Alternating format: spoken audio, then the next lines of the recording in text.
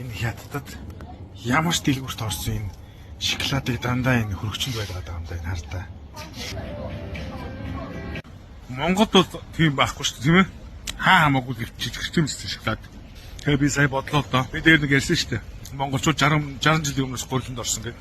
Тэр шиг бид нар ч одоо энэ шоколад дэлхийн ертөнцийн хүнстэй саяханаа танилцсан болохоор яаж тээвэрлдэг, яаж хадгалдаг, яаж хэрэгэлдгийг нь ерөөс огт мэдэхгүй. Тэгэл нэг өөрийн зоргоор гусдаг. Тэгээ ер нь энэ дийлинг нь хор олгоод. Тийм ээ.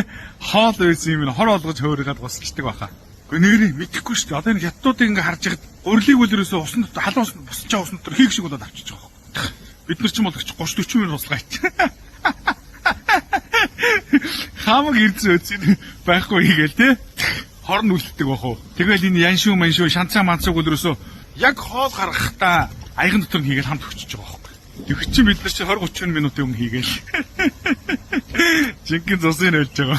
Монгол зарагч байгаа бүх шоколад хор авах уу та. Би ятны мангар олон дэлгүүрээс шоколад авах гээд хайгаад явна. Ерөөсөө олдохгүй. Тэгээ ингээ хүн амтнаас нь сургалаад асуунгууд дандаа хөргөшн дотор зааж өгöd байгаа.